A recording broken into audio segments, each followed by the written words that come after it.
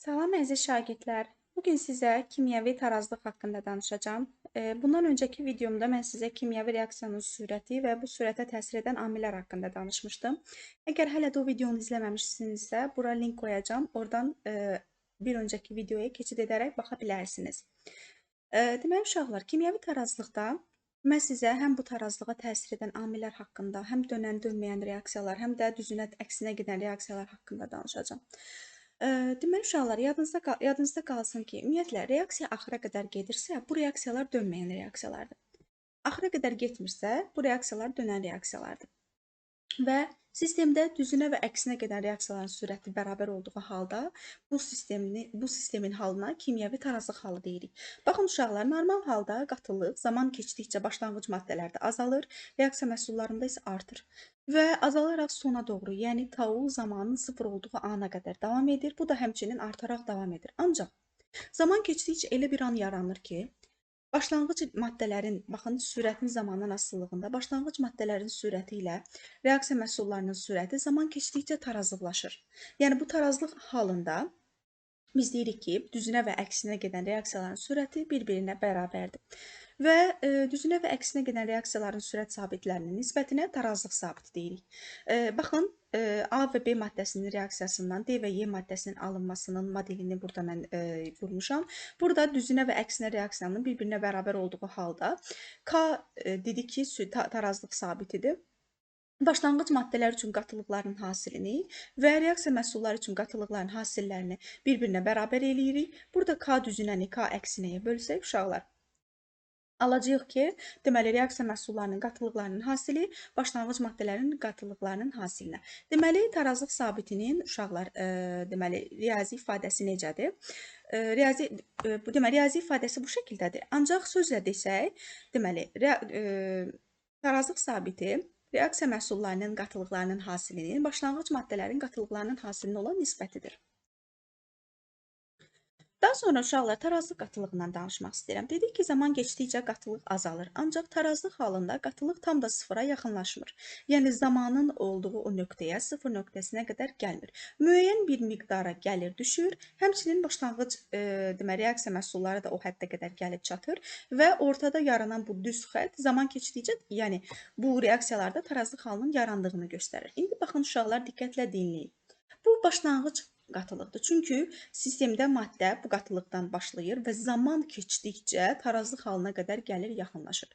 Bu başlanğıc qatılıqdan tarazlıq qatılığına qədər olan məsafə, yəni o fərq bizə sərf olunan qatılığı verir.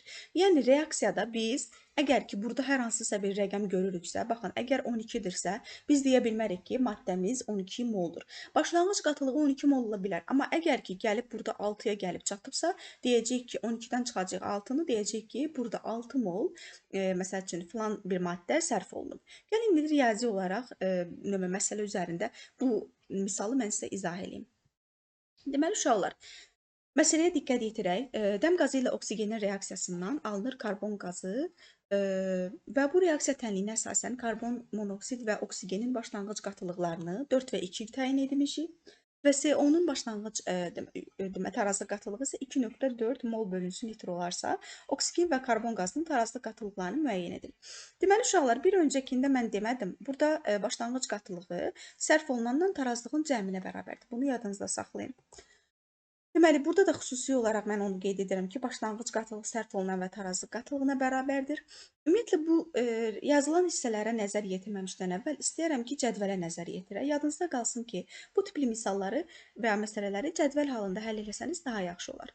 Əvvəlcə başlanğıc qatılıqlarını qeyd edirik. Yadınızda qalsın ki, reaksiya məhsullarının başlanğıc qatılığı olmur, çünki onlar sıfır xəttindən başlayır. Deməli, dedik ki, bunun başlanğıc qatılığı 4 və 2-dir. Daha sonra hələ biz sərf olunanları bilmirik. Ona görə hələ ki, bunları yazmırıq. Tarazlıq qatılıqlarında isə bir dənə karbon monoksidin tarazlıq qatılığını 2,4 verir. İndi uşaqlar, bunu 2,4 veribsə, bu niyə görə 1,2-dir? Və yaxud da bu niyə görə 1,6-dır? Gəlin onu aydınlaşdıraq. Deməli, karbon monoksid reaksiyada 2 mol verilib, oksigen isə 1, yəni 2-nin 1-ə nisbəti. Əgər bu 2,4-dürsə, onun 2-nin 1-ə nisbəti olduğu üçün bu da olacaq 1,2. Və yadınızda qalsın ki, uşaqlar, deməli, başlanğıc maddənin sərf olunan qatılığı ilə reaksiya məhsulunun sərf olunan qatılığı bir-birinə bərabər olur. Əgər ki biz burada baxın 2.4-ü vermişdik, 4-ü vermişdik, 1.6-nı da özümüz tapdıq. Dedik ki, başlanğıc qatılıq sərf olunan və tarazlığın cəminə bərabərdir. Əgər bu 4 bu 2.4-dürsə, bu da bir mənalı olaraq 1.6 olmalıdır. Əgər bu 1.6-dırsa uşaqlar, bu da 1.6 olmalıdır. İndi bu həmişə belə olmur. Çünki burada niyə görə bu 1.6, bu da 1.6? Niyə eynidir qiymətləri? Çünki hər ikisi də 2 moldur. Uşaqlar, əgər reaksiya məhsulu 1 mol olsaydı, bu 1.6 idisə, bu olacaqdı 0.8. Yəni mollara görə də uşaqlar bu qiymətlər dəyişir. İndi isə gəlin baxaq kimyəvi tarazlığa təsir edən amillərə. 3 amil təsir edir uşaqlar: qatılıq, temperatur və təzyiq. Əsasən təzyiq qaz halında olan maddələrə xüsusilə tətbiq olunur. Əgər orada qaz varsa, tarazlıq o qaz halında maddələrə o təzyiqi təsir edəcək. Gəlin birinci Le Chatelier prinsipindən danışaq. Deyir ki, yazıları oxuyacağam, diqqətlə dinləyin. Deyir ki, kimyəvi tarazlıq dinamik tarazlıqdır. Yəni, tarazlıq halında düzünə və əksinə gedən reaksiyalar dayanmır, davam edir, lakin onların sürəti bərabər olur. Dedik ki, zaman keçdikcə sürətlər bir-birinə bərabərləşir. Yadınızda qalsın ki, şərait dəyişmədikcə uşaqlar tarazlıq halda dəyişmir. Əgər V düzünə və V əksinə bir-birinə bərabərdir, o halda ki, sistemə qatılıq, temperatur və təzyiq təsir etmir. Əgər təsir etsə uşaqlar, tarazlıq ya sola doğru yönələr, ya da sağa, yəni tarazlıq pozular. Burada da bir mənalı olaraq, yəni onları qeyd etmişəm, qısaca olaraq anlattım ki, yəni mövzu nədən gedir. Le Chatelier prinsipi nədir uşaqlar? Le Chatelier prinsipi dediklərimin əsaslandırmasıdır. Deyir ki, tarazlıqda olan sistemə hər hansısa bir xarici təsir göstərilərsə, tarazlıq bu təsiri zəiflədən istiqamətdə yerini dəyişir. Deməli, uşaqlar, Le Chatelier prinsipində dedik ki, 3 əsas təsirimiz var ki, təzyiq, temperatur və qatılıq. Bunların üçünün də təsiri tarazlığı ya zəiflədə bilər, ya artıra bilər və yadınızda qalsın ki, tarazlıqda olan sistemə hər hansı bir xarici təsir göstərilsə, tarazlıq bu təsiri zəiflədən istiqamətdə yerini dəyişər. Gəlin birinci qatılığın təsirinə baxaq. Yəni bu zəiflədən istiqamətdə yerini dəyişimi nə deməkdir, onu aydınlaşdıraq. Deməli uşaqlar, tarazlıqda olan sistemdə başlanğıc maddələrdən birinin qatılığı artdıqda tarazlıq sağa doğru yerini dəyişir. Çünki başlanğıc maddə molekullarının sayı artacaq, düzünə reaksiyanın sürəti də artacaq. İndi bunu izah edəcəm bu yazdıqlarımı nə deməkdə onu əsaslandıracağam. Deməli, başlanğıc maddələrin qatılığını azaltsaq, tarazlıq sola doğru yerinə dəyişəcək. Yəni qatılığın artdıqda sola, azaldıqda isə sağa doğru yerinə yetirir. Məhsulların qatılığı daha doğrusu. Gəlin indi onu əsaslandırım ki, niyə görə belə bir ifadə işlədilir. Uşaqlar, deməli, hansı tərəfdə qatılıq azalırsa, baxın, bura diqqətlə yetirin bu qara ilə yazılan hissəyə. Hansı tərəfdə qatılıq azalırsa, tarazlıq ona tərəf yerini dəyişir. Deməli, bu nə demək? Baxın, bu bizim başlanğıc maddələrimiz uşaqlar, bu da reaksiya məhsullarımızdır. Və biz istəyirik ki, reaksiyanın istiqamətini sağa doğru yönəldik. Yəni, NO2-nin alındığı istiqaməti yönəldik. Baxın, mən burada qeyd etmişəm. Sağa doğru yönəlməsi üçün biz nə dedik? O sağ tərəfdə həmin o maddənin miqdarı azalmalıdır. Deməli, NO2-nin miqdarını azaltmalıyıq ki, istiqamət az olan tərəfə, yəni NO2 tərəfə doğru, sağa doğru tərəf yönəlsin. Ancaq onun əksinə başlanğıc və reaksiya başlanğıc maddələrinin isə qatılıqlarını artırmalıyıq. İndi isə istiqaməti istəyirik sola tərəf yönəldik. Sola tərəf yönəltmək üçün bu istiqamətdə, yəni solda başlanğıc maddələrin qatılıqları azalmalıdır. Azalmalıdır ki, istiqamət sola, yəni başlanğıc maddələrə doğru yönəlsin. NO2-nin isə qatılığı artmalıydı. Baxın, burada qeyd etmişəm. NO2-nin qatılığı artdıqda, NO2 və oksigenin qatılığı azaldıqda istiqamət sola doğru yerinə dəyişir. İndi isə gəlin temperaturun təsirinə baxaq. Temperaturun təsiri endotermik və egzotermik reaksiyalar zamanı özünü göstərir.